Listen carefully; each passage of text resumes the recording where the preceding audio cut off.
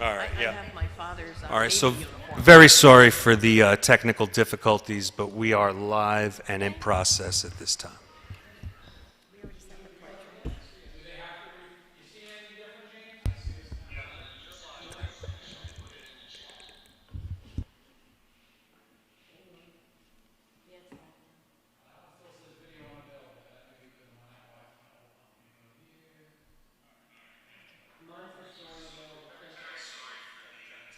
You can hear him.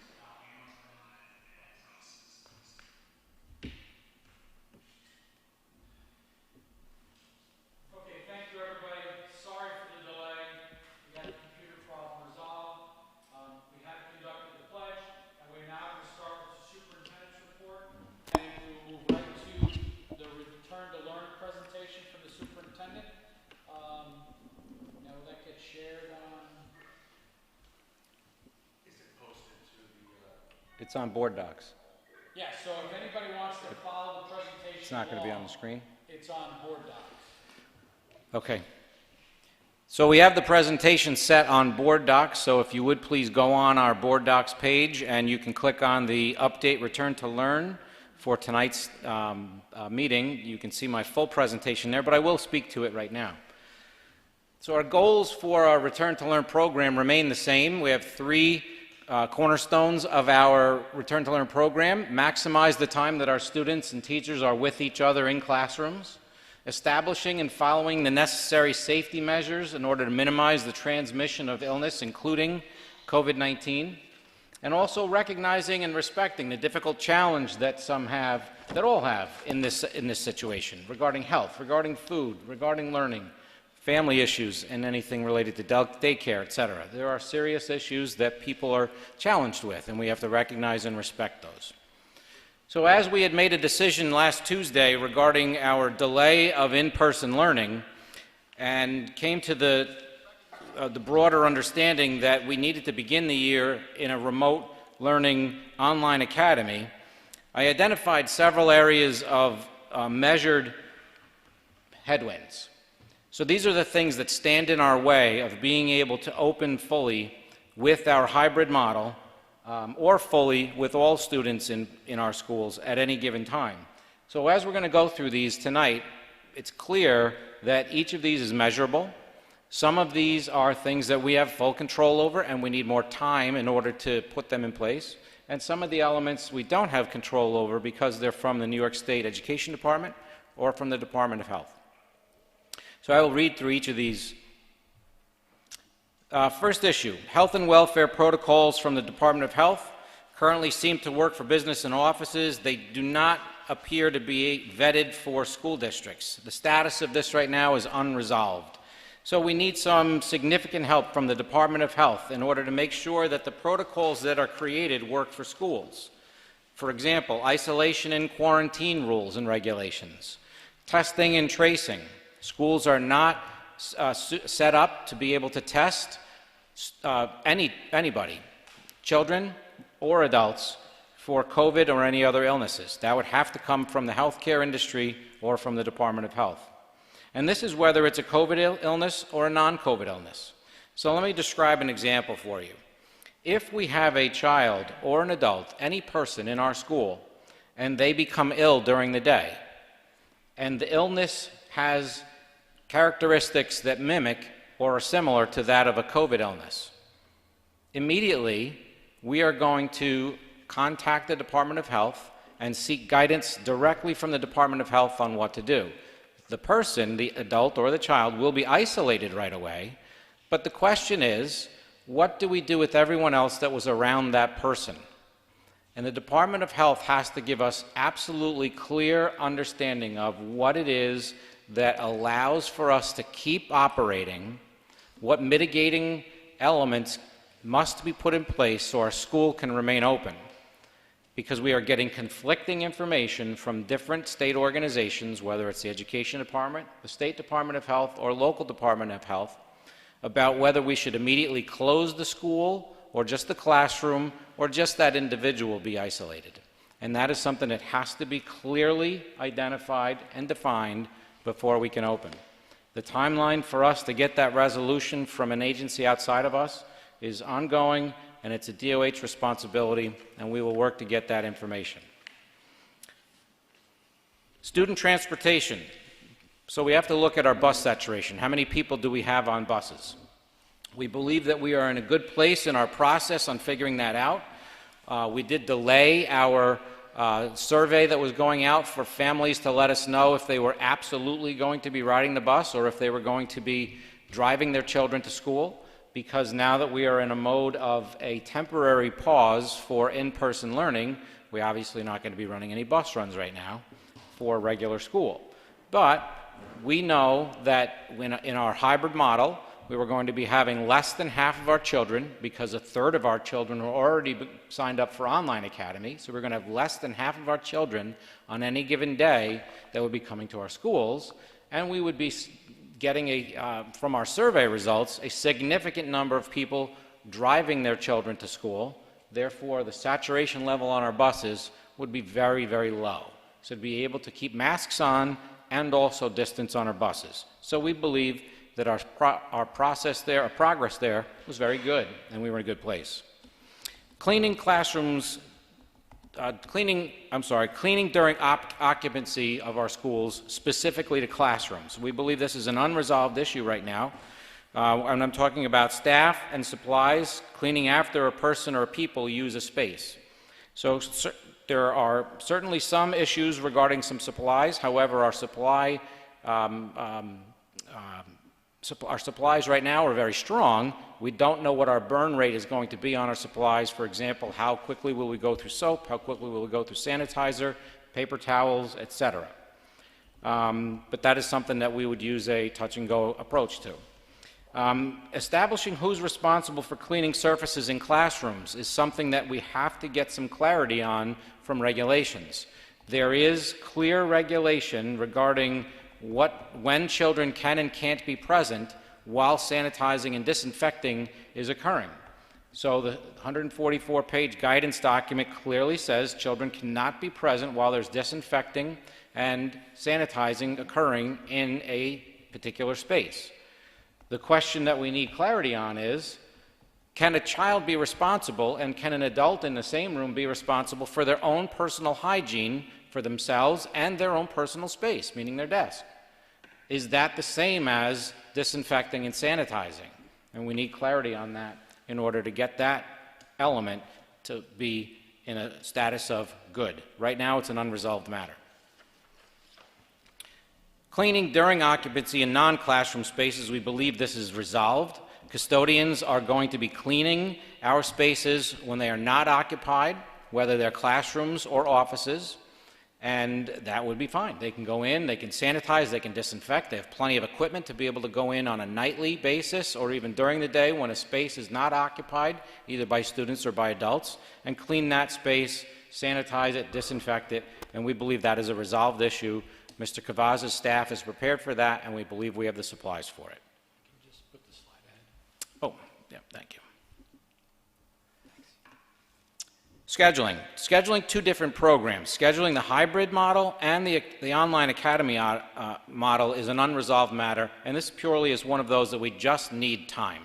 So as we started to see the enrollments increase in our online academy option, fully 1/3 of our students have applied for and been accepted to the online academy when we were going to be running an online and a hybrid academy, and the mix of students that requested the online academy compared with those that requested the hybrid academy created significant scheduling complications that require us to spend some more time looking at how we can deliver the same program in two different locations, one in a classroom on a hybrid schedule and one online for our online academy, or more importantly, how can we blend the two so we can minimize cost and maximize benefit. Right now that's unresolved, but it's ongoing on a daily basis. Once we get ourselves opened up and running with our online model, this will take top priority. Staffing for substitutes. So we all know that staff members do get ill during the course of a school year, and we have to work on getting our substitute core built up. So we are in the process of Ms. Hecht, actually, with our principals, is in the process of putting automatic subs on staff, so we're ready to go right at the beginning of the school year.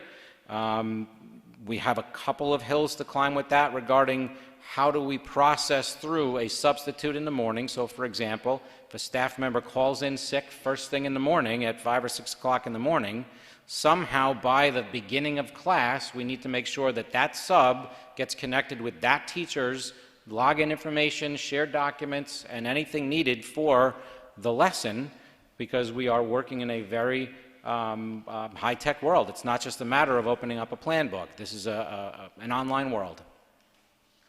That's an ongoing, unresolved matter that needs time that our principals and Ms. Hecht are working on.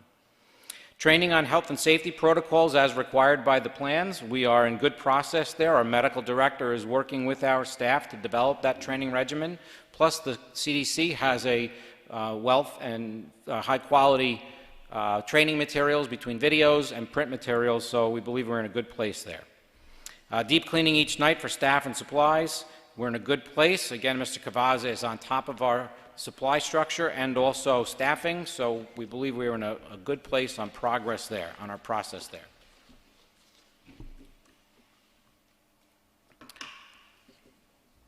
So our program, our online program in the spring versus online programming in the fall.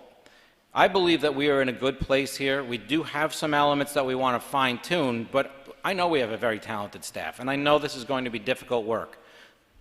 The work that we did from March to June was significantly better in June than it was in March. I don't think there's anybody in our system or outside of our system that would say differently. We learned an awful lot. We pivoted very quickly, and as an industry, we got mobilized very quickly, and I'm proud of how Marlboro went through a metamorphosis from March to June. We really did. September, our experience, our family's experience, our students' experience in September will be vastly different than their experience even in June. There will be significantly more scheduled live meets. At the same time, our staff needs to be very cognizant that there will be some families and some students that have significant difficulty working in a synchronous model, period by period, every single day.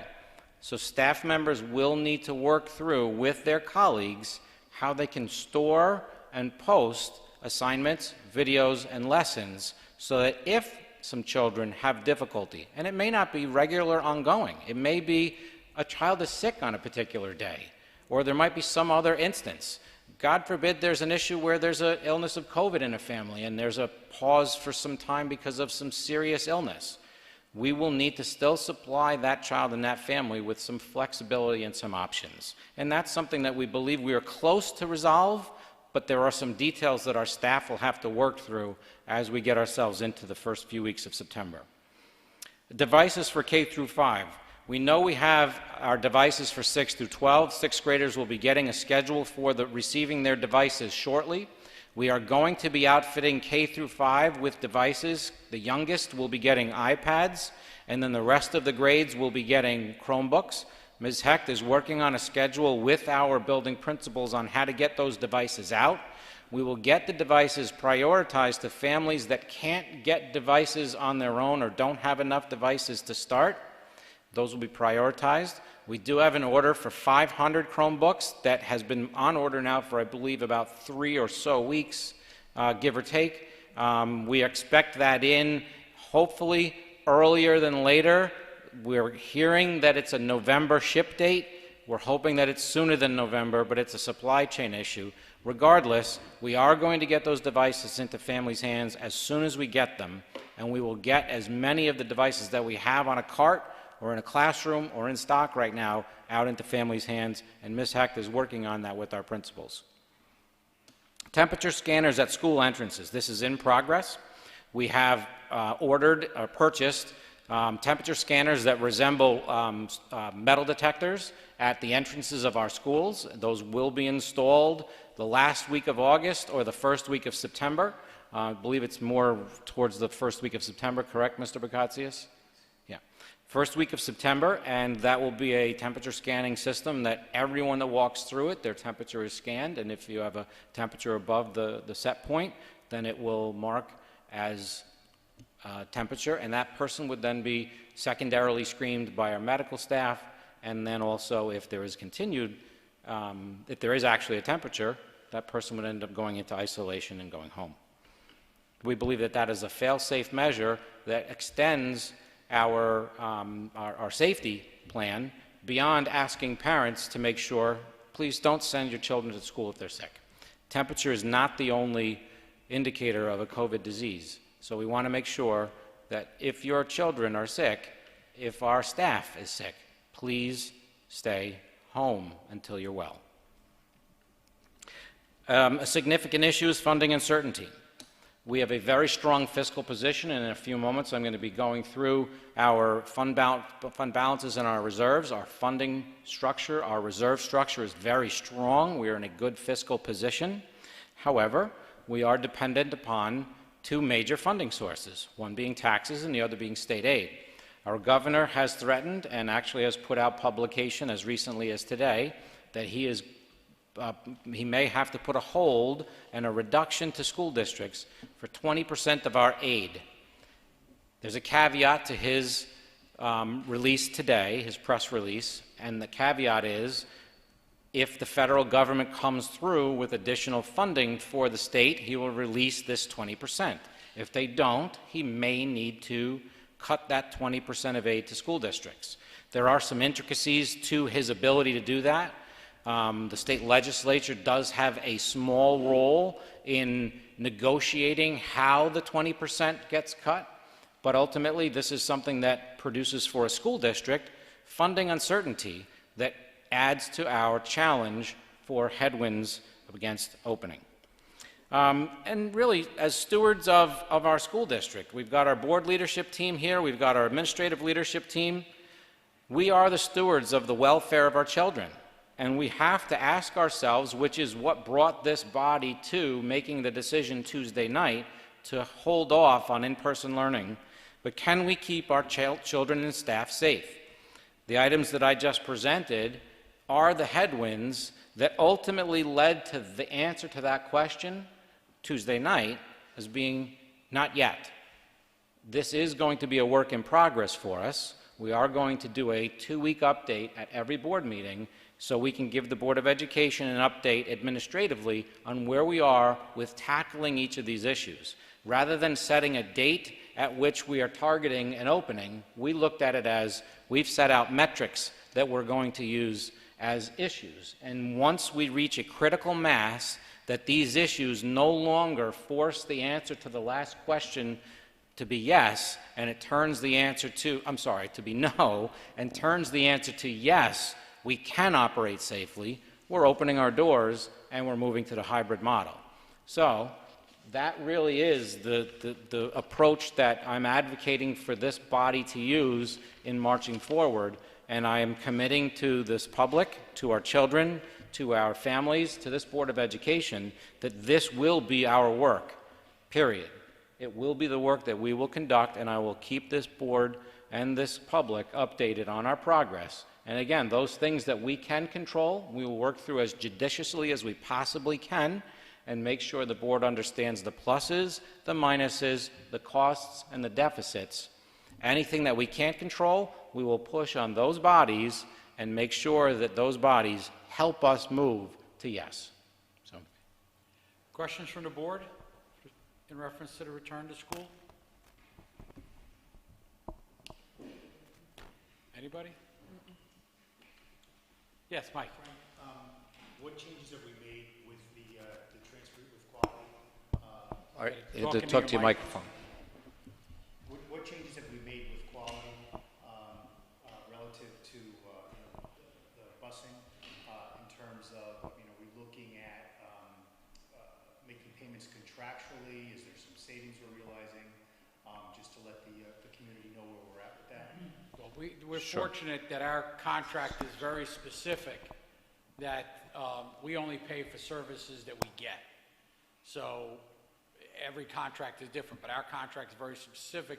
Some districts were able to pay their bus companies when they were shut down. It would be a gift of public funds under our contract to do that, so we couldn't. So we do have to pay to have them train their drivers and come in and get everything certified and get everything ready and be prepared to go. And there may be some things we use them for specifically. You know, we use them for returning property back. I happen to be aware of that, but I just Yeah. wanted to make sure that for transparency, the public is aware Yes. that Yep. we're not making payments for services Yeah. we're not getting, so that they know that we're on the job here, trying to save money while we are closed. We pay as billed, and the bill is reflective of the trips that are run. Right now, the only trips that we anticipate using initially are trips out to BOCES. So our out-of-district students and our CTEC students. So it's an as-billed contract, and those would be the only bills we'd be paying. If everybody can make sure their microphones are slidden forward and on, just make sure the button's up towards you. There you go. Go ahead, John. Yeah, I just want to clarify, not clarify, but just reiterate what you said, Mike. And I just want to make sure it's clear for the folks listening in that our goal is to try to offer a hybrid program as soon as we possibly can. But we've concluded that we can't do it by the beginning of the school year as defined as September 15th, given independent of the orientation week or however you want to name that. You know, we're not going to do that at the beginning, and we can't for the reasons you described in detail, but we want to do that. That's our goal, so people have a choice, and we can do it in the right way. Not just safety, but academic programs and the transportation, everything you just listed. It's all of those things, not just because, you know, other schools are doing it and we're waiting or anything like that. It's all of these reasons, and each one of them has, that you've mentioned as unresolved, has its set of challenges. Or even the ones that are underway and we're making progress, just 2 weeks is pretty quick to be Correct. ready and Correct. guarantee safety, guarantee the right programs, guarantee the services that we have to contract, and so forth. So That's correct. The number one goal is to maximize time, in-person time between children and our teachers. That is what we're aiming for still, and that is what this metric set is focused on. And there will be a moment of critical mass. I don't know that it's necessarily everything is perfect before we can open. Right. But we will collectively come to a point where we've reached critical mass that, okay, we're good. We've got enough of this body of work to a good place that it's time to now open in-person learning. And it's a critical mass moment. Maybe it's because I was a science teacher, but you know, when Lisa's going to get on her school bus and show up at school, we will have reached a critical mass so that that plan goes smoothly. right. James, you unmute yourself, just so everybody knows, James isn't physically here with us, he's remoted in tonight. Go ahead. So with the full virtual model, are we looking at providing the parents and students who wanted hybrid, that same smaller class every other day, A/B virtual model? I know that was something my family in particular, as well as some of the other families I spoke to, liked the idea of having a little bit more flexibility on opposite days. So right now, the prevailing schedule is different in the elementary than it is in the secondary. The secondary is more or less an A-B model because half of your classes are on one day, the other half of your classes are on the other day, so that's your Tuesday, Wednesday, and then you would repeat it Thursday and Friday. Elementary is a little bit different in that there are blocks of scheduled time for different subjects sprinkled throughout the morning and early afternoon. Those sample schedules are on our Return to Learn website, and I did send those out in my communication. But it's fully the online academy schedule. It is not the hybrid schedule that we're following for our online academy.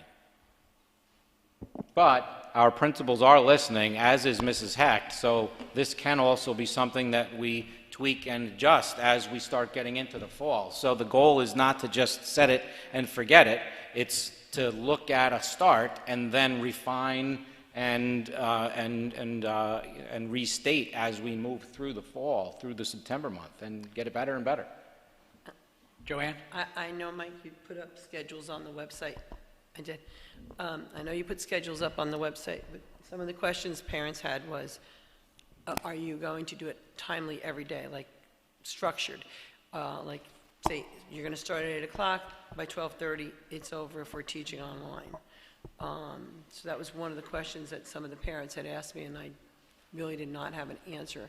But looking at the schedules, that would kind of answer it from a generic perspective because there's time slots specifically for the schedules.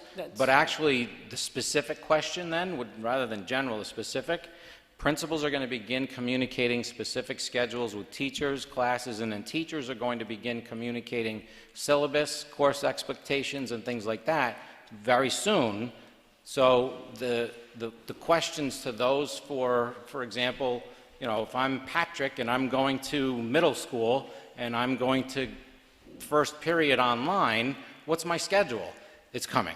So that's coming very soon. So, but I guess the question, I should have rephrased it better, was so what they want to know is it going to be from 8 o'clock to 2 o'clock or 2:15 like they have in school? And like I said, no, because we were doing the A-B model, so like you said, it would be a half a day of basically like No, till it's 12, 12:30?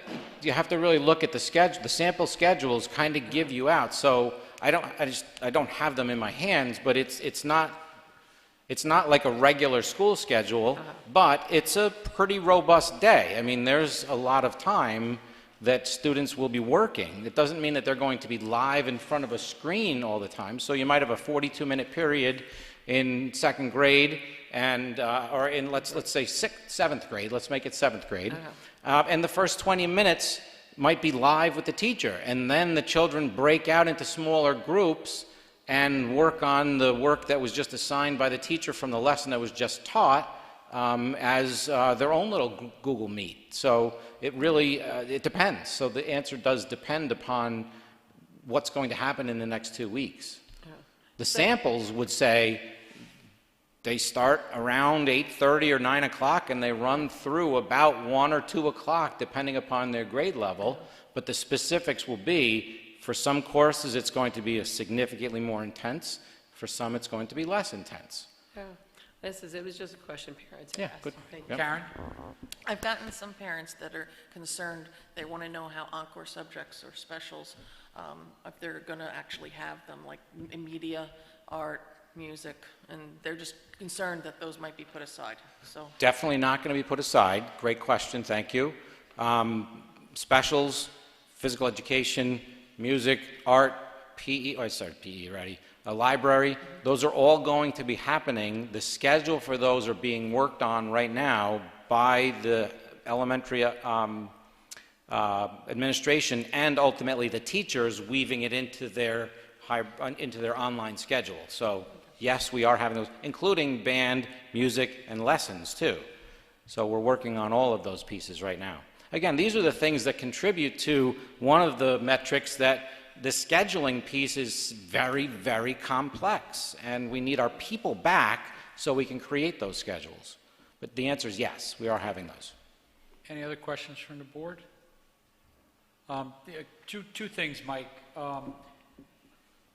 Because I don't think one of the things we didn't hit on is because we got so many people in such a diverse group of people that have selected the online model, one of the hurdles in addition to all these scheduling issues is the fact that we don't have the technology piece worked out on how we would be able to do when you have a class that only really has one section and now half of them are online and half of them want to be in school. Right. We have to work out the technology side so that we can be able to do those without hiring extra teachers. Correct. And same thing within our special ed community, that when you looked at the numbers, we were looking at an excess of 10 or 15 additional teachers that would have needed to have been hired. Right. To the tune of $1 to $1.5 million. Correct. And that's just not an attainable, and it's not an appropriate fiscal way to approach it. So one of the metrics on here regarding scheduling and staffing really does address that we have got to come up with innovative ways that our system is not necessarily used to in very short order, so that we don't add on costs that we shouldn't be adding on, but also make sure that we're connecting our most talented teachers with our staff our most talented staff with the students that need their service in as clean and a synchronous way as possible. But So it's going to take a little bit of time. Takes a little and time. That's one of the things we're working on. Correct. And the second thing I had, would there be a possibility on the non-board meeting week to put out a connection with an updated slide set? At the end of on a Friday afternoon? Just as a weekly type, so that although we're going to do a presentation, just as a way to communicate to the public once a week. 1 week it'd be in a full board meeting, and in the off week, hey, here's the information, we've updated it for your information, it's there for you to review it, you can see our progress. Absolutely. Okay, great. I have one more. Okay. The other question a lot of the parents asked was the AP courses. They want to know if they're going to be offered. And if, because some of their kids are already in them or were in them and they'd like to continue them. So I believe my answer was yes, that we will still be doing it, but it will be done online. Well, everybody's going to be online, so there's no issues there. We're running our regular schedule online now, so that's a simple switch for us. The piece that we need to work out the details on is how to offer both the online and the hybrid. So we do not want to have to say no to anybody for courses that they want. So that's the work over the next several weeks. Thank you. Okay, so we'll move on. Your next presentation, Mike? Sure. Is that? Again, thank you very much, everyone, for your patience. We recognize that this is a very challenging time. We will produce as much information as we possibly can in as timely a manner as possible. And honestly, our goal is to get people back together. We just need some help from some agencies, and we need some time for ourselves to make this work. So the next presentation that I have for the Board of Education and the public to look at, it is on our board docs page. It's called the MCSD Fund Balance, Reserves, and Tax Rate Presentation. So every August, at the end of August, the Board of Education is tasked with two significant tasks for a school district. One of those is establishing our fund and our reserve balances, and also setting our tax rates. So this is a very complex dance with municipalities and also our tax calculations and our equalization rates. And we are now prepared to have the board consider what would be my recommendation, and also already considered by our Finance Committee, my recommendation for our fund balances, our reserves, and also our tax rates. So the first slide that I have up gets through our proposed fund balances. So I just want to spend some time on this so there's some clarity on it. And you probably notice a little bit of a different format. I did also include the primary source document on the packets. It's the second page after this, but I just want to run through this as a big picture piece. So a year ago, the balances are in the yellow on the left side column. We've got an employee retirement reserve, a teacher retirement reserve, a capital reserve, tax tertiary reserve, unemployment reserve, insurance reserve, workman's compensation reserve, and a repair reserve. And then we have two funds, the assigned fund balance and the unassigned fund balance. And you can see the balance is there totaled out to $10,573,831. And those are the reserves and funds that the Board of Education set a year ago. What we're proposing for the June 2020 balance, so this would be the funds, the cash that we have on hand. We need to place those cash balances into reserves and into funds. So I am proposing for the board to adopt the all the same reserves, all the same funds, but at different amounts. So the employee retirement reserve would be at $1.1 million, the teacher retirement reserve at $140,000, the tax tertiary reserve, which was previously funded at zero, move that up to $600,000. A capital reserve was at $1.5 million. That is down to zero now because that $1.5 million was moved over into our capital fund for expenses. So it was part of the Vision 2020 payment. So if you recall, there was $3 million of on-hand cash that we were using to pay for part of the Vision 2020 program. $1.5 million was already in the capital fund, not the capital reserve. It was already in the capital fund. And now we moved your action tonight will move the $1.5 million that's in the capital reserve into the capital fund so that we can use those monies to offset some of the cost of our Vision 2020 program. So then that money is not available as part of our fund balances and reserves anymore because we've spent it. And that's part of the spending plan and financing plan for our Vision 2020 program. Unemployment reserve, insurance reserve remain at zero. Workman's comp remains at $250,000. The repair reserve, which was established last year and funded during the year last year. It was after June that we established that we moved the money from a donated account into this account. And that is $521,312. Those are monies that can be used in the future for repair of equipment and facilities as needed around the district. That's a long-term solid number. The assigned fund balance, the strategy that we moved on with this is to reduce our assigned fund balance. The Facilities Committee and the Board of Education, along with our auditor, had some serious and intense conversation last year about the trajectory of our assigned fund balance. And basically, that's a number that was growing. It kept going up. 3 million to 4 million to 4.5 million, and it's very hard to sustain that. Effectively, what that is a number in your budget of money that you can't expend, because if you do, you can't appropriate it the following year, and that's an offset, an immediate offset to taxes. So the strategy that we worked on for the development of the budget that we just did, and now we're taking the action on making it happen, is to reduce the assigned fund balance from 4.6 million to 3.4 million.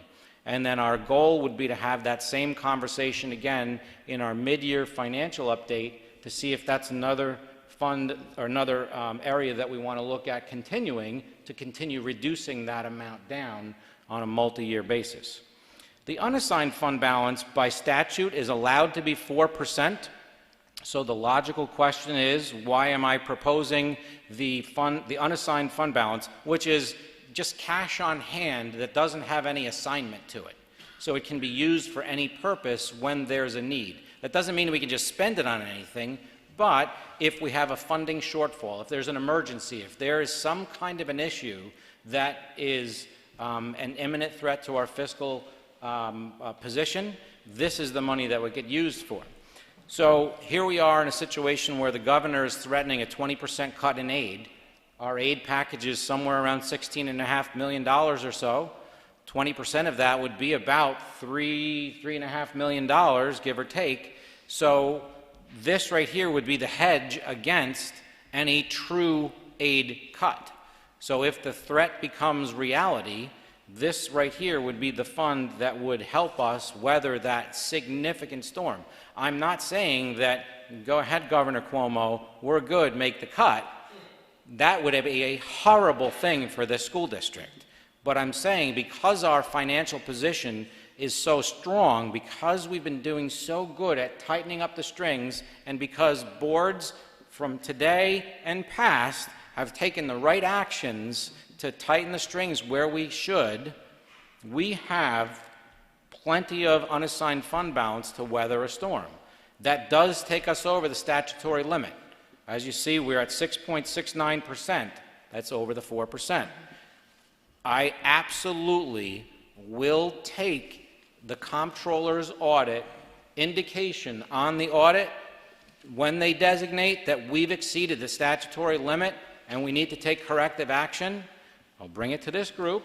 Our auditor will also talk to this group, and we will say, in light of the governor's uncertain fiscal future, we believe that this is sound fiscal policy to hold on to more money in an unassigned fund balance until things stabilize. By the way, that is also our auditor's recommendation under this environment. So that would put our total fund balance at the end of June 2020 on our reserves and funds set at $10,035,154. questions about fund balances and reserves before I move on to taxes? Before you move on with Yeah. that, the thing that it's critical for everybody to realize, it looks like we went down $500,000, but realize we really didn't, because we took $1.5 million and applied it to the capital project. Right. So we really went up, not down. So, because we actually spent the $1.5 million on the capital project. So, I want anybody thinking we went down, we actually went up. Right, so this number actually would have been $1,572,000 less if we didn't have some realization of significant savings from the 1920 school year. So the savings that we amassed from efficiencies and also savings from the shutdown was about $1.572 million that's applied directly to this, so. So, those are So good it's- things. So you're saying it's like an increase of about $1 million if we went down 500,000, but we really went up 1.5? Yep. Okay. Excuse me, Frank, on Vision 2020, how much more money are we to spend to the completion of the project? No more money from fund balance. The project was only geared from fund balance to 1.5. Everything else is Comes from the state. bands and in bonds. Right. All right, so we had And those are 1. already secured? Those are already Yes. accounted for? Oh, yes. We had The $1.5 first million batch. in our capital fund. We had 1.5 in our capital reserve, so we had $3 million of local on-hand cash. Just in case anybody's wondering that we've spent that down, and what do we do next year? So there's going to be no Yeah, more. no, there's no. Correct. Vision 2020, everything else is Right. funded through the Correct. process. So there'll be no and more our- hit to the Correct. balances? Exactly. That was part of this, that was part of the funding plan that we developed a year and a half ago. You go, I'll go after you. John? Two questions, Mike. One, excuse me, why did the employee retirement reserve go down, or why were we able to bring it down, number one? Well, And then the second question is, can you just elaborate a little bit more on what the meaning of the assigned fund balance and what that money is earmarked for? The assigned fund balance? Yeah. Okay. So the reason that I recommend that $1.7 million in our employee retirement fund is just too much money in there. If you recall, maybe not, when the fiscal crisis happened around the state, there were significant ups and downs, and then a period of years where there was significant cost increases for the teachers' retirement system, which is the larger of all the retirement systems. But at the time, there was not an allowable reserve for teacher retirement reserve. The teacher retirement reserve is actually only 2 or 3 years old. So when the problem was happening in the 2012 to 15 timeframe, a TRS reserve didn't exist. So this district at the time chose to put a lot of money into the employee retirement reserve because it was a place you could put money. Every year you're allowed to rebalance all of these reserves basically in any way you want. There's no reason to have $1.1 or $1.7 million in the ERS reserve because the number is, the amount of money that we pay towards that total bill every year is significantly lower than that amount. Really what we want to do, if we get to the point where we're back to stable in our state, we want to start to put more and more money into a teacher's retirement reserve. The biggest indicator of ups and downs on the billing for the retirement reserves is the performance of the stock market. So the stock market actually is a lagging indicator of where the cost will be for our retirement funds, because the retirement funds by the comptroller of the state are all invested funds. So as the stock market goes up, our bill goes down. As the stock market goes down, our bill goes up so they can keep the funds solvent for the retirement systems. But it lags a good year. Yeah, it lags by a few years, actually. If so. if you just noticed in the onboard magazine that we get, that they've just released the rate that we're going to pay next fall, and it's going up a little bit, the rate we're going to pay. Right. But you'll also notice that the employee retirement went down. The money that we needed for the tax certiorari. The whole 600,000 came right out of there and went down. Right. So we are funding a tax certiorari. I'll get to the other one in a second. We are funding a tax certiorari with this action, which is the first time in a while. This specific one is aimed at the tax settlement for the town of Newburgh for the Orchard Hills apartment complex, and this allows us to pay out the agreement between Orchard Hills and the town of Newburgh over 2 years. As far as the assigned fund balance, so that is money that is left over from the 2019-20 school year that was in budget lines and needs to, and then we appropriate it to budget lines in the 2021 school year. The reason that it's a problem as it gets larger is because you have to make sure you don't spend that money in the budget lines, because when you do this again a year from now, you have to come up with at least $3.4 million just to stay at level for the tax implication, because that right there is a direct reduction off the $58 million budget for expenses. It has to come down. That's why I supported the measure, John, when we talked about it for some time, and we need to bring that down even further. The better way to approach it is in other reserve funds for the rainy days. Maybe we need to start refunding the capital reserve again as we finish out our Vision 2020 project. Again, those are conversations that would be annual conversations with our finance committee and this group. Does that help, John? It does. I forgot that that's what applies to the budget back and forth every year that we do that.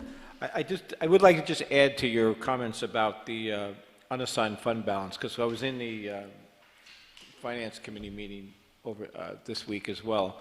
So Mike talked about the risk of state aid being cut this year, but we had a lengthy discussion about could we maybe take some of that extra surplus money and apply it to the levy or do some other things with it. But there's other things that we have to consider too coming into this year, specifically additional expenses, right? So a hybrid model clearly will have additional expenses that goes with it. Now, right now we're deferring that, but as we mentioned before, we're still trying to get there. So like the cost of BOE services that we need to for the online services, that's somewhere greater than zero, but we don't know that number yet because we just found, well, we didn't know that number, but we know it's going to be something, and we had 700 people, or a third of the students, signed up for that, right?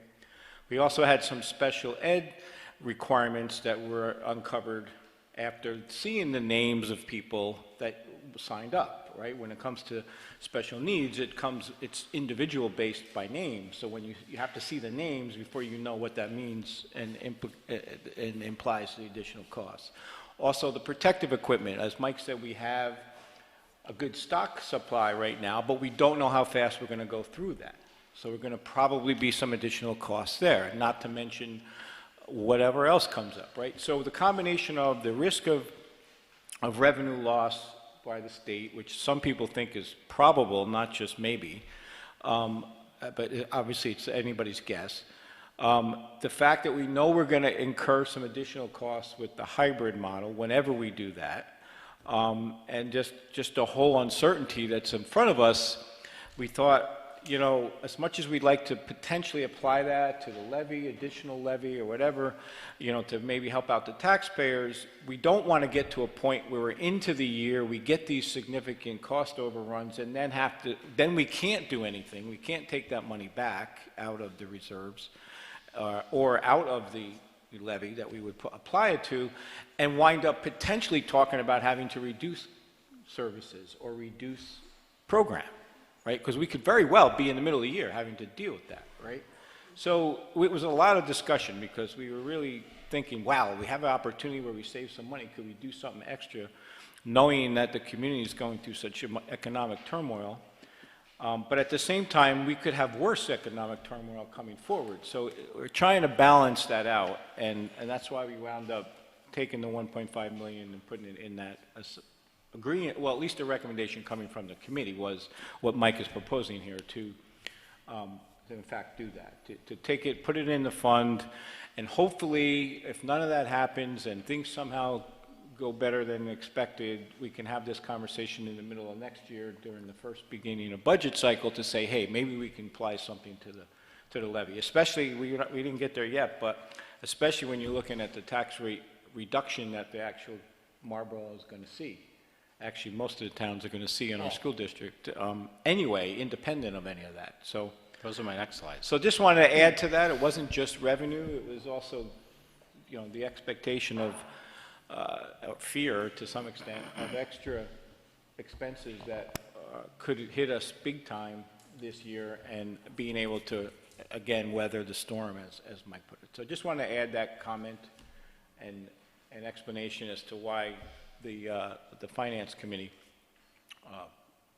went along with that recommendation. Thank you, John. Yeah, and Mr. Cantone, thank you for your comments. You answered most of the questions I was just going to ask. I was going to ask why the 3.9, what do you foresee coming? So you answered most of those questions, because last time this district was hit, there was a lot of layoffs of teachers and stuff like that. So I'm assuming that's what we're hedging against too here, so we can weather a storm if we have a storm come, and we can keep our staff and everybody working. So because it's recent enough that it's still an open wound for the Marlboro School District, funding and staffing levels were extraordinarily painful for this district less than a decade ago. A 20% cut in aid for us would be between $3 and $4 million. Yep. If we didn't have $3.9 million in unassigned fund balance and $3.4 million that we really don't want to dig into, but if we had to in an emergency, we could. But the $3.9 million doesn't harm us in the long run. In the immediate term, if we do lose that aid, we don't have to lose staff. This body would make those decisions, and this body would deliberate what do we do with an actual cut in aid, and this body would determine use this or something else. But what I'm saying to you is our fiscal position doesn't put us against the wall and make the decision for us. Well, this body can deliberate, discuss, and decide. Because That's a decision I don't want to have to make. Right, Because exactly. 3.9 million, we're talking 20 plus teachers. You're talking 39. You're talking 39. Because you figure Yeah. we always talk about new hires, benefits, everything, rough number 100,000. So 3.9 is 39 people. Yeah. That's a lot of. Well, yeah, So- I'm all for it. I just want to know what all the I thought want to make process sure was, the what's public coming hears up. loud and clear. We don't want The to governor get has anybody. not cut funding. The Yeah. governor has threatened to cut funding. We are not eliminating program or position at this point. It's not our intention to. We are fiscally sound. We are strong position as far as our financial position goes. But this deliberative body will be the body that makes the decision on what to do if the governor does cut that money. And I have to tell you, John, I was part of that with the cuts, and it was painful to see teachers go and having to do that. But we're not there, so Sit let's. there. Yeah, So and we're this not is the going to positive get part. there. That's So, our that's our if I plan. can capitalize on I positive, was yes. just going to Yeah, say, let's- we're this not is a gonna get there. positive thing If it- that we it's a can very hold good on to place right that we're now. in, So yeah. we're, Okay, let's, okay. because we. So- getting along here. Because we want to be as transparent as possible, the documents that are on our webpage also have the primary source document that this is based off of. So the document that says source documents, reserves and funds, that is our auditor's document, and I just highlighted in red the column that I used on my page. But I just want to make sure that the public has easy access to the documents that produce tonight's action for this Board of Education. So moving on to tax rates. So this Board of Education approved, and the public approved with a 74% majority, a $58 million budget. That budget amounted to a 0% increase from the prior year. The total tax levy for the school district was, or is, proposed at $36,331,599. We also have to collect the tax levy for our Marlboro Library, and that is $939,290. So other state aid and revenue that we get is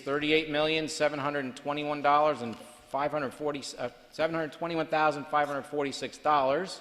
So you pull all of that together, and that comes out to the through a formulaic calculation of a tax rate for Marlboro, Plattekill, and Newburgh per 1,000 assessed value of the displayed amounts.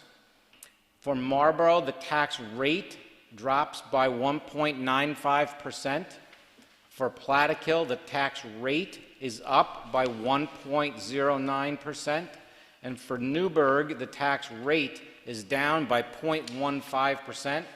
These numbers are slightly different than the numbers the Finance Committee saw earlier in the week because we refreshed with the most recent omits that we have gotten. An omit is a change in assessments that now is reflective up to today, so that going forward, if we have any tax certs that get approved by a court, you know, like when occasionally we have to pay back money here and there for a taxpayer that grieved their taxes, this accounts for all of those, they're called omits up to today. So that's why there was a slight change.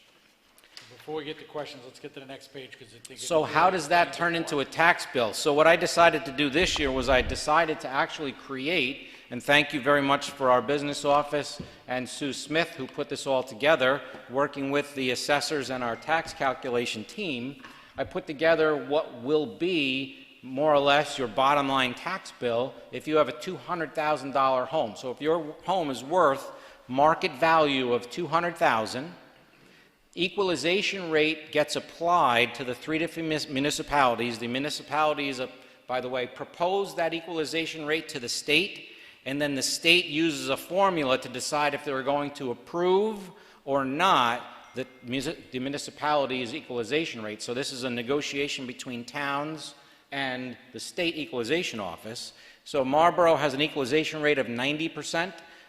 That would put the assessed value of a home, a $200,000 home, at $180,000. Plattekill is 88.5, and Newburgh is 29.95. And you can see the values of the assessed values of the homes. You apply the tax rates on the previous slide, and that puts the tax bill for 2021 compared to 1920. Marlboro tax bill will drop by $414 per $200,000 home. The Plattekill house will drop by $395 for a $200,000 home, and the Newburgh tax will drop by $415 for a $200,000 home. So those are the actual tax amounts if your home full market value is exactly $200,000. Questions? John? I think just a point of clarification on that. What this means, if you're looking year to year, is that these numbers apply if your home was assessed or worth $200,000 last year as well. Assessed, not worth. Okay, That's the assessed, assessed. sorry. Nobody, Assessed. remember, So, you're right, the right. big change that started last year, up until last year, Marlboro was always at 100%. You're right. So people's rates changed because we were always at 100%. They had a whole formula to use. They have not done a reassessment. So we went from 100% the year before to 95% last year to this year to 90%. So So so there's no reassessment this year? they did not do they still have not done a reassessment. Okay, so that would mean your assessed value should stay the same year to year. My understanding is our assessed values being, if not done a reassessment, should stay the same. Okay. So if you were at 95 last year, it will have gone down 5%. Because I sat and pulled mine out and looked at it, compared the 2 years, and, you know, this appears. Okay. It's not like when we start in the beginning of the year, and we don't know what the number's gonna be real, because we don't know what the tax rates are gonna be. Right. Now we have the tax rates. The towns have given us the full assessments, and, wait a minute, I see, is there a problem, Roseanne? Okay. This is what, if your house is valued at $200,000. Now, the town of Newburgh was always the one we were confusing because it's so much lower than everybody else's, but it's still the same thing. So if your assessed value is $59,900 in Newburgh, then that would be your reduction, and you'd have to take it from there, up or down. You have to go based on the assessed value, you know, based on, I don't know what Newburgh's changed from this year to last year. So, Okay, I just want a clarification on that, because sometimes that year to year used to throw people off, because that was always an assumption that we had in here. Well, that's the early one. Right, The right, right, assumption right. is the assumption is the early one because we don't know what the equalization rates are gonna be. Right. Or the final tax rate. Now that, and remember, it changed, because I called Mike earlier when I saw the numbers. It was different from our meeting on Monday to today, because the towns had some minor of the adjustments that they had. But when we set it today, it doesn't change. The tax rates get set today, and now they won't change. Anybody that gets a refund, it'll come out of a refund, and that'll get taken care of next year. And John, when we do it earlier, it's just to give people an idea where their taxes are going. We don't put anything in stone. It's this way they can budget what they have to do. Because, I mean, think about it. You want to get an extra $10,000. Oh, nobody told us. Where at least if we told them, it makes it a little easier. Oh, I thought we were going to get 8. We got, 2 more. It's just a budget thing. Yeah, it's just the big difference is that we're not getting assessed every year, which was another variable. Right, That's that really what- variable right now is not there. That was the They're one that working would on throw it. people off. Okay, that's where my statement was before. Thank Anybody you. else questions on the rate? Okay. That's a great thing. I mean, reductions across the board. Yeah, no complaints. And this is a result of a lot of work, but also assessed values. Home values have risen significantly, and there's construction and there's building, and every time a house or a business goes up, that adds to the tax base. So as you expand the tax base, you spread the tax out farther so that everybody else has to pay a little bit less. That's the idea behind expansion of tax base. So. There's some stock in there. And with that, I am finished. You got a couple more slides. Oh, the next couple slides are the supporting documents. They're the primary source documents that support the previous slides. By the way, Ms. Mealy pointed out a typographical error on a slide. I apologize, 100% my fault. The total state aid and other revenue at $38 million is incorrect. I will correct that on the slide tomorrow. It was a computational error on my part. It would be nice to have that. That is not what we're getting. So that is my fault. Thank you very much for Ms. Mealy. Yeah, I was just worried that... Mr. Connors, thank you. That's okay. Yes. I was just worried that if somebody said, hey, we're going to get a 20% hit and it's $38 million. Yeah. No. My mistake. Thank you very much. Okay, the next item on the agenda is public comments on agenda items. So we do have people watching remotely. If you'd like to make a comment just on agenda items, so it's only the consent agenda, the budget increase, disposition of property, tax levy, or reserve funding, you can type that onto the YouTube page, and we will go from there. We will have a general public comment after we get through the rest of the business items. If you do have a comment on any of the agenda items, please make sure you type in your name, your town of residence, and then your comment. And I know there's a little bit of a lag, so we're going to pause so that I can see if any comments come up.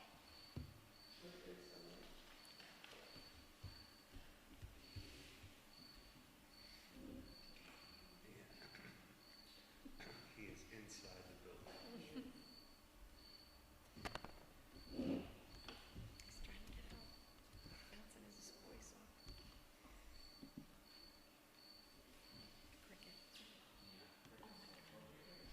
Yeah.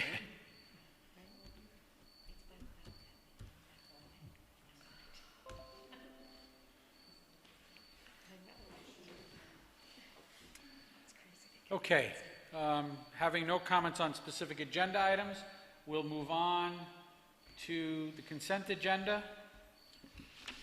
Resolved that the Board of Education, upon the recommendation of the Superintendent of Schools, approves the contracts, agreements, reports as presented, personnel recommendations, official Board of Ed meeting minutes of 7/2 and 7/30, donation, contracts for Dr. Gower, Hudson Valley Sports Dome, St. James Tutoring Service, Greenberg School District, budget transfers, certification for free and reduced lunch, financial reports for June 2020. Can I have a motion for consent agenda. Karen Brooks, second. Joanne Reed. Any discussion? How do I separate one item in personnel? Can't, without, as we've discussed a bunch of times, if somebody wants something removed from the consent agenda, when the agenda comes out at the beginning of the week, just like you did the last time, you're supposed to request it ahead of time so it can be. They knew. So, is there a way that we can just separate the one item and then just put it back up to vote on? We have a board policy. We only change the consent agenda. Is there a, Yeah, I have a conflict, Frank. My wife is in there. I may have to recuse myself. That would be appropriate to recuse. I could have removed it earlier in the week. I didn't know that I should have removed it earlier in the week, but it would be appropriate to recuse, yep. Or abstain. Yep. But it would be best to recuse. you're not, well, you're not legally required to, though. So. His wife is on the agenda for a stipended position? As part of a collective bargaining agreement or not part of a Collective bargaining agreement. I mean, there's no statutory conflict. You have a right to vote on your wife's contract, collective bargaining agreement. But, you know, to avoid the appearance of, or the perception of partiality, you know, you can recuse yourself. Yeah. I would like to do that. Yeah, when we get to you, you can just abstain. Any other questions?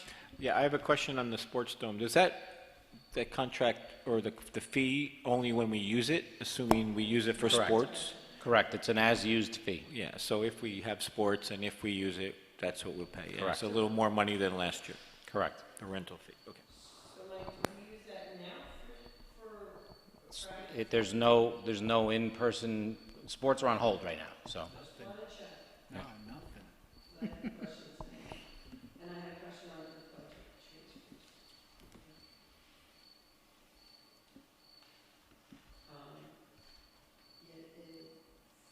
Transfers for school lunches, Yes. are we just moving them around, or? These are all end-of-the-year balance transfers, so we can, Rose, do you want to speak to it? Yeah, they're transfers so we can maximize state aid through the school lunch fund. And is that with all of them, the 2 and 3 also? No, the other budget transfer was a transfer to purchase COVID supplies, PPE, and the third one was a transfer to purchase the Chromebooks, and a majority of that will be refunded once we get our aid, The CARES Act money. the CARES The Act CARES money. CARES Correct. Act, yeah. Any other questions? I'll call the roll. James Mullen? He votes yes. John Marrow? Yes. Karen Brooks? Yes. Mike Connors? Recuse, abstain. Joanne Reed? Yes. John Cantone? Yes. And myself, yes. Move on to recommended actions. Resolved that the Board of Education, upon the recommendation of the Superintendent of Schools, approve the increase for the 2020-2021 general fund budget by $10,000 for money received from Brooklyn Bottling Company to support equipment expenses in the following codes as presented. Can I have a motion? Karen, second. John Marrow. Any discussion? So this is a donation that Rose was able to secure with a nice negotiation with Brooklyn Bottling. It's a community benefit agreement. So we now have a community benefit agreement realized. Thank you very much, Ms. Mealy, for negotiating that back in the spring. And we realized the donation in the 2021 school year. So thank you very much to Brooklyn Bottling for making this donation. Any other questions? I'll call the roll. John Marrow? Yes. Karen Brooks? Yes. Mike Connors? Yes. Joanne Reed? Yes. James Mullen? Yes. John Cantone? Yes. And myself, yes. Move on to retention and disposition schedule for New York State local government records. Resolved that the Board of Education, upon the recommendation of the Superintendent of Schools, approve the revised and consolidated local government records retention and disposition schedule as attached. Can I have a motion? Karen Brooks, second. James Mullen. Any discussion? Call the roll. John Marrow. Yes. Karen Brooks. Yes. Mike Connors. Yes. Joanne Reed. Yes. James Mullen. Yes. John Cantone. Yes. And myself, yes. Tax levy. Resolved that the Board of Education, upon the recommendation of the Superintendent of Schools, authorize the attached tax levy for the 2020-2021 school year. Can I have a motion? Karen Brooks, second. John Marrow. Any discussion? Okay, so explain this, and this is the levy, this is the. This is the Can you just explain a little bit more what this is? This is the document and the numbers we just went over. Correct. This is the breakdown that shows the actual per community, the school and the library for each one of the slides. And if you're looking at your handout, Yeah. it's the one right after the... Shows the rates. It says source document tax resolution. So this is the one that sets the rates per 1,000. I just wanted to clear it up also for the community, because when they're looking at it, it just, you know. And I think that's why I put my presentation the way that I did, Joanne, so that it not only included the numbers, we'll get the computation error taken care of, but it also included the source document, so that this document you're voting on right now is in the presentation. So I want to try to make sure, because this is complicated stuff, and we've all wrestled with it 100 times, and it's still complicated. So trying to help, Joanne, as best I can in the public. So. Nope, thank you. That answered a lot of questions. Any other questions? Okay, call the roll. James Mullen? Yes. John Cantone? Yes. Karen Brooks? Yes. John Marrow? Yes. Mike Connors? Yes. Joanne Reed? Yes. And myself, yes. Reserve funding. Resolved that the Board of Education, upon the recommendation of the Superintendent of Schools, authorize the 2020-21 reserve funding as presented. Can I have a motion? John Marrow, second. Joanne Reed. Any further discussion on the reserve funding? I'll call the roll. James Mullen? Yes. Yes. John Marrow? Yes. Karen Brooks? Yes. Mike Connors? Yes. Joanne Reed? Yes. John Cantone? Yes. And myself, yes. Okay, we'll move on to old business. First thing I want to go back to for old business. When we did the reorganization, we did not, last year when we did the reorganization, we included a community member on the facilities committee. This year, when we did the reorganization, we forgot to re-include, or we didn't discuss it. Russell had been on it all year, and we just never discussed it again. So I am proposing and bringing forth to the group that, you know, Russell has been on and was involved since the beginning. In addition to him, James Kuha, who was formerly a board member, also was on from the beginning. The community members have no vote or no actionable process other than bringing historical value and their specific expertise area. Russell's in the architectural business and James in the electrical field to the board. So it would be my recommendation that we add them to the facilities committee as the community members. Just like the only one we have that we have a required set community member is the audit committee. We've had a public person on the audit committee for the 9 years I've been on the board, and I think Ralph has been the steadfast person on the audit committee for probably more than a decade. So, any discussion? Yeah, if I may, I mean, I've known Ralph for probably 30 years myself.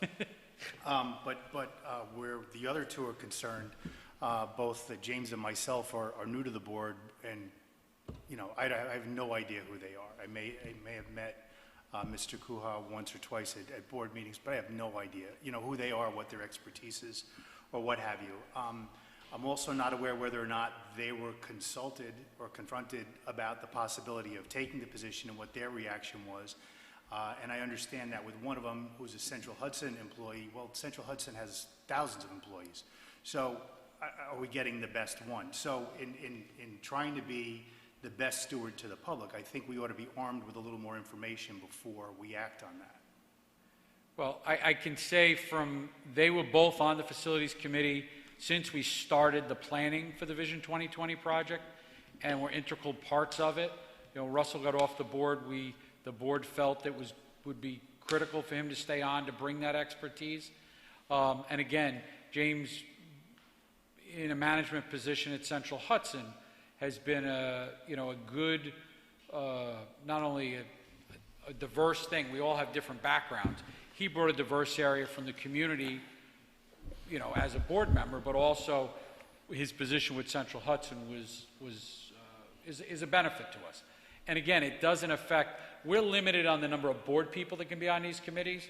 We can have as many other people as we want. I mean, we can't, the meetings aren't majority board, they're majority non-board members, because they're really the superintendent chairs them and runs them, and we go from there. And then it's our job as the board, the three board representatives, to bring that information back to the full board for any recommendations. Go ahead. My question is also, there was another board member that was also involved. There was another board member that was also involved, but we haven't brought her back.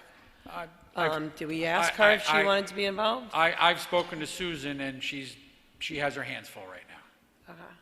And my other thing was, if we're going to start bringing back board members every time we have an election, I mean, it comes to a point where we rather need to open it also up to the public, because they also have expertise in construction. Well, we're not looking just for the expertise. We're looking for the history.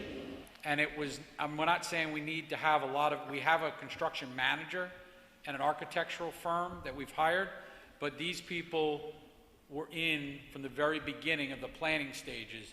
The only person other than them that was in from the planning stages from the beginning of Vision 20 was myself. So, I mean, it's the will of the board, but it's my recommendation this is a lot of work we're doing this next year. And remember, the facilities committee during the construction time is a lot. Once we get beyond that, there'll be no need to continue other people on the facilities committee, because that's it. But we have these 2 years where there's going to be a lot. And I think this is probably the biggest year, and then the board next year can decide if they want to continue it. And I wanted to add quick about James and Russell. It's good having them there, in my personal opinion. This is my personal opinion, because I've been an alternate on that committee, and I go to those meetings, and I don't know what's going on. All the architects are talking all this stuff, and I'm lost. I'm a board member that has a vote in it, and I don't actually understand what I'm voting on. And I can turn to James and Russell and say, what are they saying? What should we be doing here? And I like having that.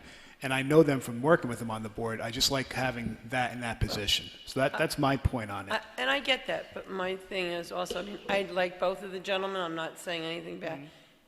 But the community voted them out, and here we are putting them back in. So how does that look for us? Yeah, I understand that, but we're putting them back in a non-voting position. If we're putting them in a voting position, I'd be with you 100%. I would understand. No, because they shouldn't be voting if they got voted out. I agree with that. It's that look, because that's what I'm about, is basically is being open and honest here. And I mean, the community said, unfortunately, no to both. And now here we are saying, okay, even if you did Vision 2020, come on, you can come back and finish it. And I mean, I get your point too, and I get their point. I'm just very tossed up about this. Because again, those are the reasons why. John? But I don't have any problem with either one of them because of the reasons that you want them. Being former board members, to me, doesn't mean anything other than why you're requesting their assistance, because they happen to have been there historically. However, the only thing I think we should consider is it does sort of set a precedent for the facilities committee to open it up to others in the public that might feel like they could contribute in other ways, construction experience. There's a lot of folks in the community that have been on the board or not that were involved in prior capital projects. It just opens it up. I don't know, I'm a little nervous about setting the precedent as we keep going with it. I mean, again, I'm okay with them. That's the only thing. Joanne brought that one part of it up about the opening, about what other public members and, you know, they could start to get out of hand, we start doing that, you know? Well, that's at the board's pleasure how we want to do it. The policy is very clear. Yeah, okay. I just wanted to make that point. That's the only thing that came to mind when Joanne first brought that up. I did kind of catch on that one point that there's lots of people who probably help. Right, and I mean, I don't want to go back to, like, when we did the high school and everything, that it was just who they wanted and that was it. I mean, if we're going to do this, let's open it up and bring people that have actually worked construction and been there and know more. Joanne, I'm not recommending we bring outside people in that weren't involved in a project. We've got a construction management firm we're paying and an architectural firm we're paying. I'm looking for that historical background. Yeah, that would set us because back even There's only farther. one other person. Sorry, Karen, and then... I don't have a problem with this at all. I understand both sides, but I also understand that there's a history here and that they're a non-voting member.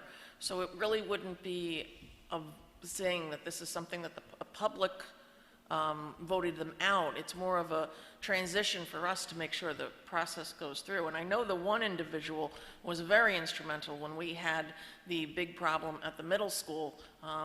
Mr. Brooks was able to make a phone call and get something resolved really quickly. So I think that having them, not necessarily that it's their expertise, that they're the best in the area, but the history that they have, and just from the construction background in my family, a lot of times having that history really helps projects go smoother. I have to tell you, from my construction background, my grandfather owned a huge construction company. I have to say I'm more comfortable with them there, because our students are ultimately the goal, and having them there helps making sure that the building is done properly for our students. And they both have invested interests. Their kids are in the middle school themselves. So I have to say, I think this might be a good idea. Mike? I have an individual that I would like to recommend. He and I have had some discussions on it also. He hasn't gotten back to me on whether or not he would do it, but it gives us a chance to hear from an outside party. I'd be open to that too. He's also a former board member and has experience with, had experience with the big expansion several years ago. Yeah, the only problem is that board member employed by somebody that's involved with the project. I don't know. Yeah, that would be my only concern, is there could be a they already have a rep. Yeah, but, and then we could bring that up at any point. I just would like to resolve this, If we these two could specifically. table it to the next meeting, I'll get my end done. Yeah, but I mean, like I said, we can add people to a committee at any time. I would just like a resolution one way or the other. James, did you have anything you wanted to input? No, okay. Any other discussion? Okay, so I'm going to make a motion for Russell Conley and James Kuha to be, community appointments to the Facilities Committee. Second. Can I have a second? Karen? Okay. John? Yes. Karen? Yes. Mike? No. Joanne? No. John? I'm okay with it, yes. James? I'm okay with it, yes. James is a yes, and I'm a yes. So it passes 5-2. Okay. Other old business.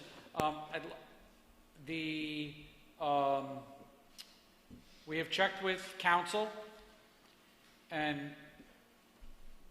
we're at that point where this is great.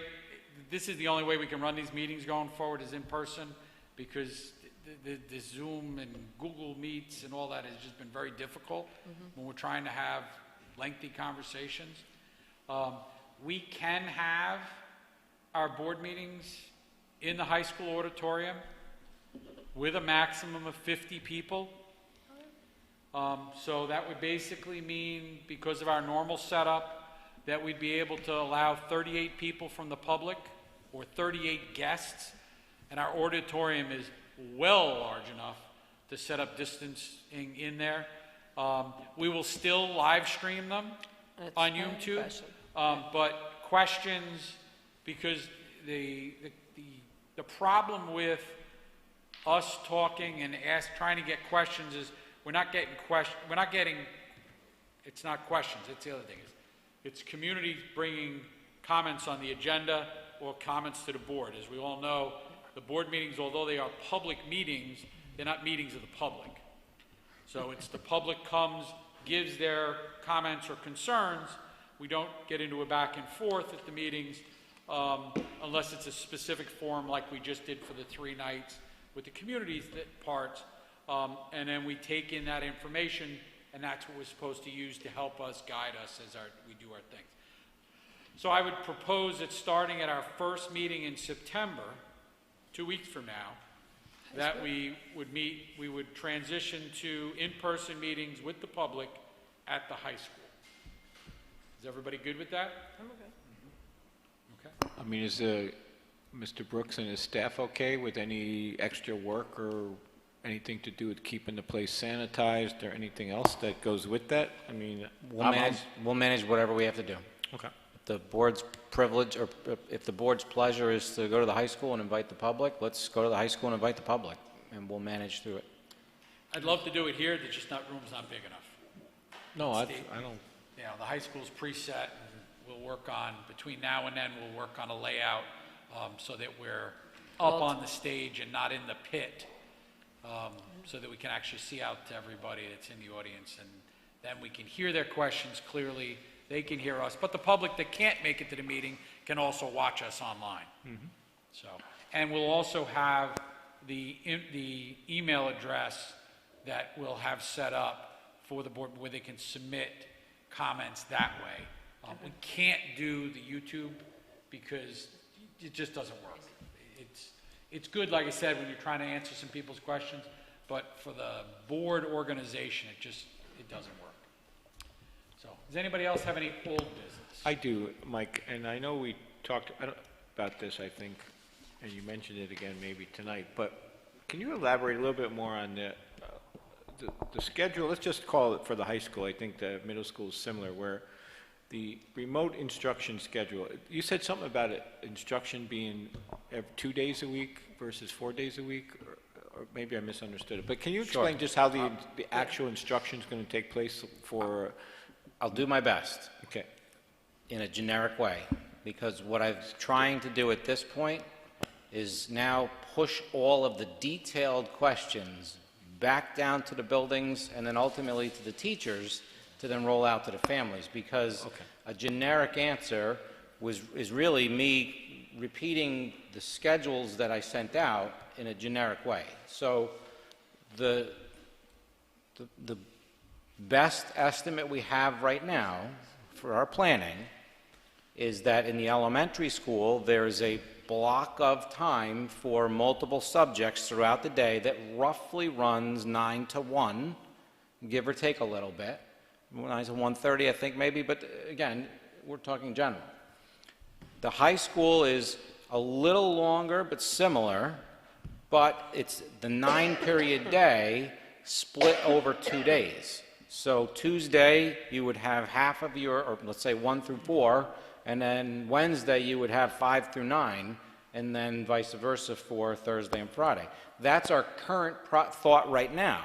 I know as recently as this morning, the principals, again with Ms. Hecht, have been conferring to try to fine-tune, and again, the first priority is maximize the time that our teachers are with our children. Obviously, our main goal is in person, but also maximizing our time when we're in an online academy is also the main goal.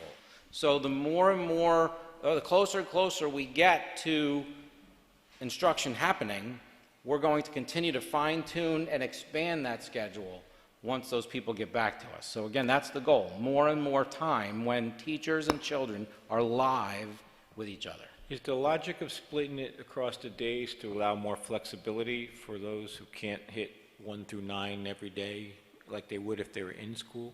Okay, so let me just be practical about it. So it's a great question, and again, general. If there's a 42-minute class at the high school, and there's 9 of them, a couple of those get peeled away right away because there might be a study hall and a lunch, right? So let's say in any given day, a child is going to have, let's just say for the sake of the argument, 6 classes. 6 42-minute meetings. Any of us in this room that have been involved in an online meeting on your device knows that it doesn't start at 9 o'clock when the meeting starts at 9. It takes a little time, you get some connectivity issues, there's startup. Look at tonight. Look at tonight. So Meeting time. there's got to, obviously you want to get into a groove and kids get better at it with time and staff gets better at time, but a 42-minute period is not a long time to accomplish a lot. So spreading it out so that it's a little longer and there's fewer in a day allows you to have some actual accomplishment in the time. So you might see a longer period where there's a short amount of time of live time, and then, okay, go work on your thing and work on it. So, you know, it's very academic to say, well, let's just have 9 periods a day, scheduled at 42 minutes.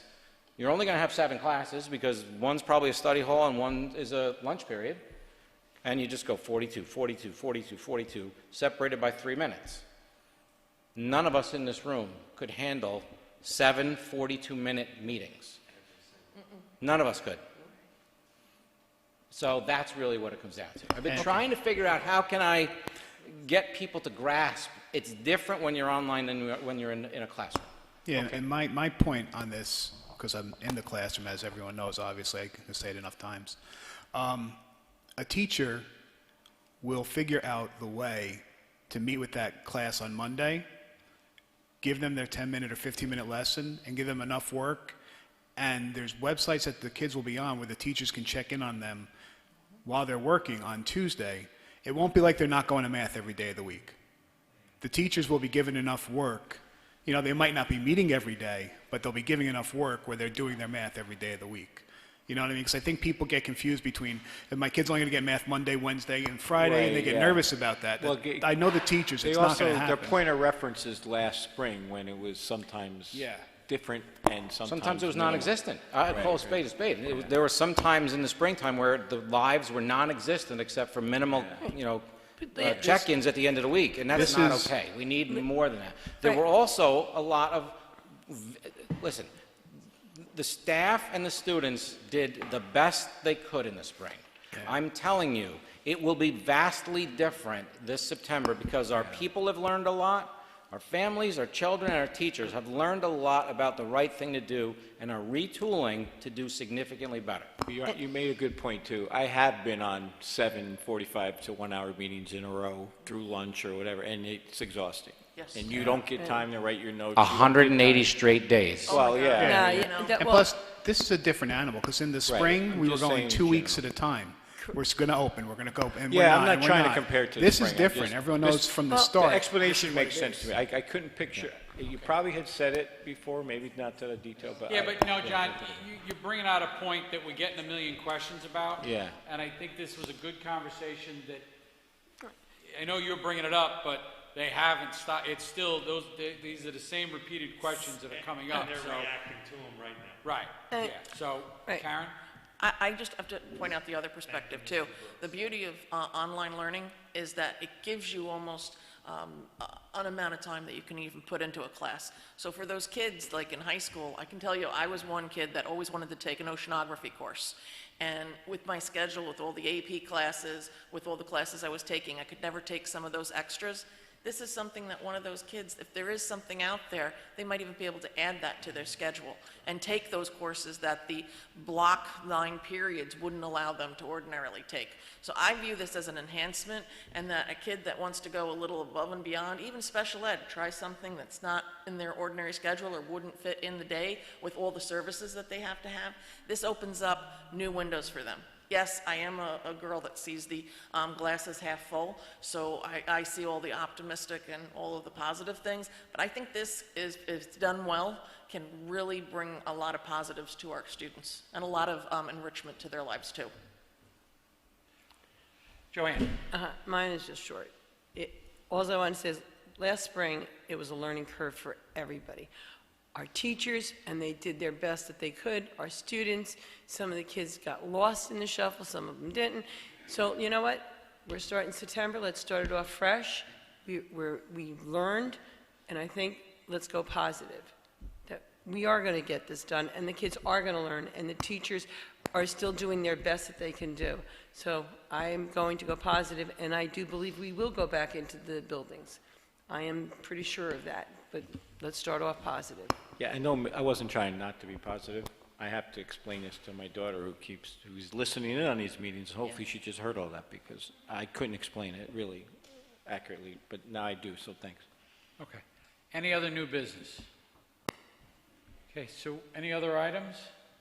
A couple questions. Just want to remind everybody, too, that our attorneys are here for executive session. Just quick. Mike, you had, when we hired the athletic trainer, you had said that she would be able to help, because there's no sports right now, she's part of our school district, that she'd be able to help some of the teachers, or help the teachers with some of our students. So is there a way that we can let our teachers know, excuse me, that she's out there and what she can do to help our students? Absolutely. At home, I would appreciate that. Ms. Heck just heard you, and she's on it. And my other thing is, during the summer, I know we did the AP summer stipend. Is there a time that, how many days, or was there a work log that was done on the days? Yes. Okay, so do we know how many days? I don't know the days. I will get those days for you. Actually, if you could get those days, and we'll get you a written statement on it. Thank you. Yep. Okay, so we will, if there are any recognition of any district restaurants with district restaurants, know where my mind's at, I want to go to, district residents for any comments that we'd like to go to.